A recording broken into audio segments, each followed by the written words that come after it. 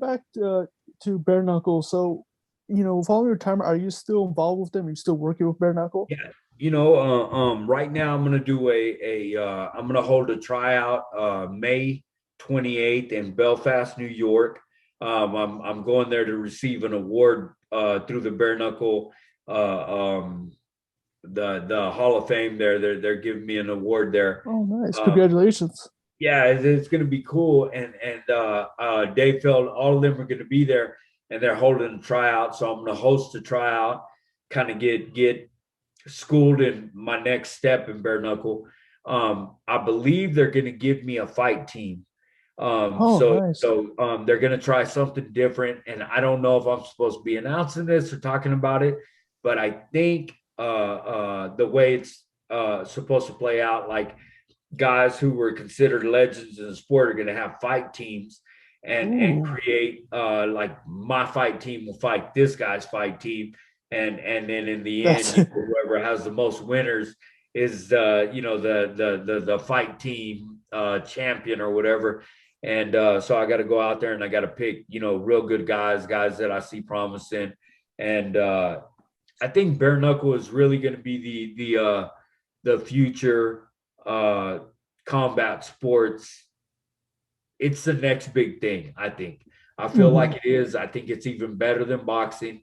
Um, Boxing is super exciting, but bare knuckle boxing is like I think it's even more pure than boxing. You know what I Oh mean? yeah. And then I think it's way more exciting than MMA because still MMA's been popular since the late 90s. And you still have people in the audience saying, oh man, them dudes are going to lay down on each other again. Yeah. You know what I mean? Yeah. That's never going to change because as what we like to see, we want to see two guys fighting. And yeah, it does look cool when a guy gets a cool submission or this and that, but it's kind of like, eh, yeah, that was cool. But everybody loves to see a knockout, man. Oh Everybody yeah, loves to absolutely. see that violence or two guys just, hammering each other out. And so I think bare knuckles the future and I'm excited. I hope I pick a good fight team if that's the next step for me. And hope my guys beat everybody up, but we'll see.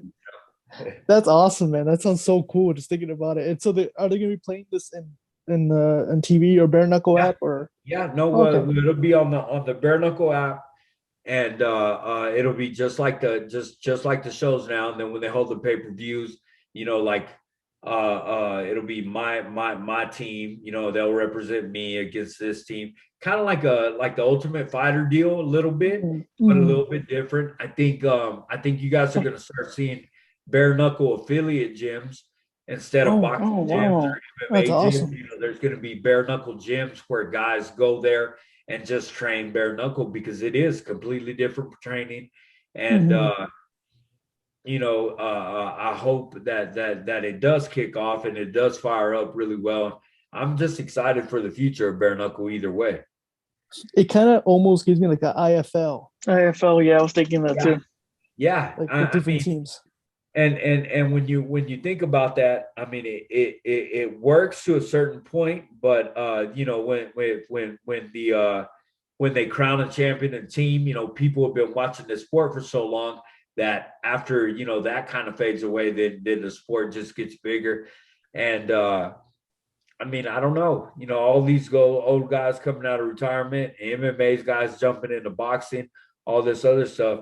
I think we're going to see a lot more guys jumping into bare knuckle. You got Keith Jardine and uh, what is the other guy's name? The Tim Kennedy. They're Mm, fighting each yeah, other bare knuckle. yeah. And those are two of my teammates, from in the past.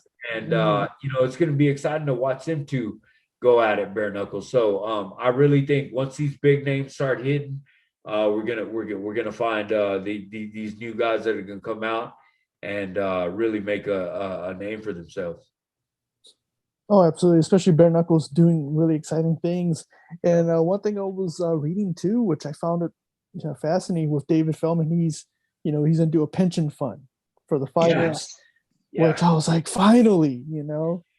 So when I was telling you guys about the relationship with Bare Knuckle, how they really did take care of you. He would reach out, and of course it's still new, and there's not as many fighters on the roster, but he would reach out and make sure you were all right during training camp. Like, hey man, is everything good? Is there anything, any way that I can do? So Dave Feldman, man, he's got a really good heart, and he was a fighter as well. So I like that. Dana White was never a fighter, and it really does suck to hear him say, "I'll bet 10 million that you won't knock this dude out." Yeah. But he can't pay a guy who's coming up. He's offering guys $14,000 contracts. Like, you're willing to bet 10 million, but you won't give this guy more than 14,000. Exactly. Yeah. Yeah, and he's the one bringing you the show.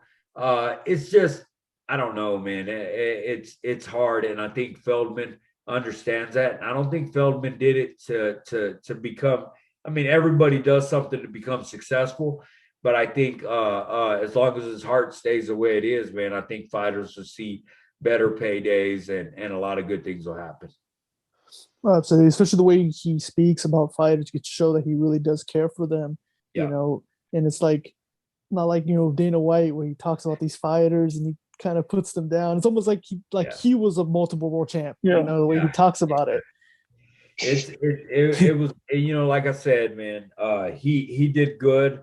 He would take care of you if you had like fight of the night, knockout of the night, something like that. But when you lost, it was hard to find a handshake from that dude. You know what I mean?